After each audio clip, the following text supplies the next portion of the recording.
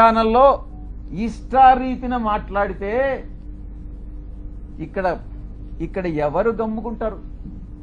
నీకేమైనా ఒడుగున కొమ్ములు వచ్చాయా?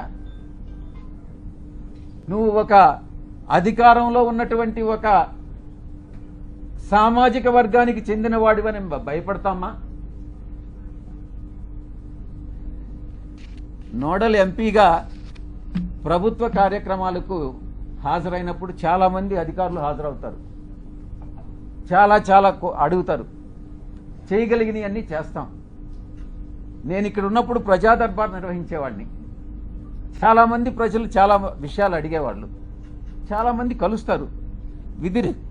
విధి నిర్వహణలో భాగంగా వీళ్ళందరూ కూడా కలవడం జరుగుతుంది. కలిస్తే తప్ప? కలిస్తేనే సంబంధం అంటగట్టేస్తారా? తారతమ్యాలు అనేటటువంటివి లేవా? వయసు అన్నటువంటిది తెలీదా?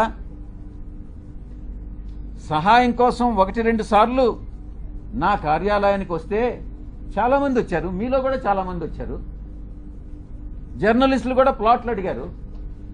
నేను చేయగలిగిందంతా నేను చేశాను, విశాఖపట్నంలో ముఖ్యంగా. అప్పుడు జర్నలిస్టులకు తెలీదా? ఒక రాజకీయ నాయకుడిని ఈ రకంగా ద్వారా లబ్ధి పొందకూడదు. ఒకవేళ మీరే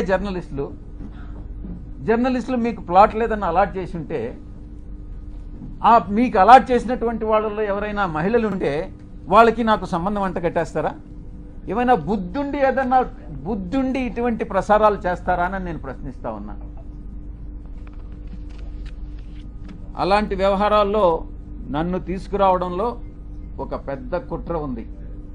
దీని వెనక వంశీకృష్ణ వెనక ఎవరుండారు అన్నటువంటి విషయం కూడా నాకు తెలుసు. స్వయానా ఆమె చెప్పింది, ఆ ఆదివాసీ మహిళే చెప్పింది అధికారిని, సాయిరెడ్డి తండ్రి లాంటి వాడు అనని. బుద్ధి ఉండాలి ఎవరికైనా, టెలికాస్ట్ చేసేవాడికి. మనిషి అన్నవాడు మనిషి అయి పుట్టుంటే, కడుపుకి అన్నంగాని తింటా ఉంటే, ఎటువంటి వ్యక్తి కూడా, అటువంటి వ్యక్తులు, మానవత్వం ఉన్నటువంటి వ్యక్తులు ఎవరు కూడా ఇటువంటి విషయాలు టెలికాస్ట్ చేయరు. ఇంకా కూడా చెప్పాలంటే, ఈ వంశీకృష్ణ అనేవాడు ఒక అమ్మ అబ్బకు పుట్టుంటే, వీడు నిజంగా ఒక మనిషి అయి ఉంటే ఇటువంటి అక్రమ సంబంధాలు మనసులో కూడా, మైండ్లో కూడా రావు. వీడు మనిషే కాదు అన్నటువంటి విషయాన్ని నేను చెప్తా ఉన్నా. సాధారణంగా ఇలాంటి కంప్లైంట్స్ వస్తే ఏ పోలీస్ స్టేషన్కో పోతారు. సర్ప్రైజింగ్గా ఈ కంప్లైనెంట్ ఎవరో ఒక కాన్ఫిడెన్షియల్ లెటరు ఎండోమెంట్ కమిషనర్కి ఇచ్చాయట. ఆ బుద్ధి లేని ఎండోమెంట్ కమిషనరు దాన్ని ఎందుకు లీక్ చేశాడో నాకైతే అర్థం కాల. కాన్ఫిడెన్షియల్గా ఎంక్వైరీ చేయాల్సినటువంటి ఒక అధికారి దాన్ని మీడియాకి ఎలా ఇస్తాడు? అధికారికి బుద్ధి లేదు, తీసుకునేటటువంటి మీడియాకి ఎలా బుద్ధి లేదని నేను ప్రశ్నిస్తా ఉన్నా. నిజాలు ఒకవేళ తీసుకున్నారు, నిజాలు అన్నటువంటివి తెలుసుకోకుండా విచక్షణారహితంగా ఉద్దేశపూర్వకంగా బహిర్గతం చేయడంలో, కుట్రలో ఒక భాగంగా మీరు ఇలాంటివి టెలికాస్ట్ చేస్తారా అని నేను ప్రశ్నిస్తా ఉన్నా. ఈ యొక్క మీడియా, ఒక సెక్షన్ ఆఫ్ మీడియాలో ఇవి ప్రసారం చేయనటువంటివి 4 ఛానల్స్. TV9 ప్రసారం చేయలేదు, 10 TV ప్రసారం చేయలేదు, సాక్షి ప్రసారం చేయలేదు, NTV ప్రసారం చేయలేదు. మిగతా అన్ని ఛానల్స్ ఏదో ఒక రకంగా ప్రసారం చేసినటువంటివే. మీరు ఒక్కసారి చూస్తే ఈ ఛానల్స్ అన్నీ కూడా ఒక సామాజిక వర్గానికి చెంది వెస్టెడ్ ఇంట్రెస్ట్ ఉన్నటువంటి ఛానల్స్ అన్నటువంటిది మీరు అర్థం చేసుకోవచ్చు. ఎవరు టెలికాస్ట్ చేశారన్నటువంటిది కూడా కానీ మీరు ఇంకా కొంచెం లోతుల్లో కానీ వెళితే ఆ యాంకర్స్ కూడా అదే సామాజిక వర్గానికి చెందినటువంటి వాళ్ళు అన్నటువంటిది చాలా స్పష్టంగా తెలుస్తూ ఉంది.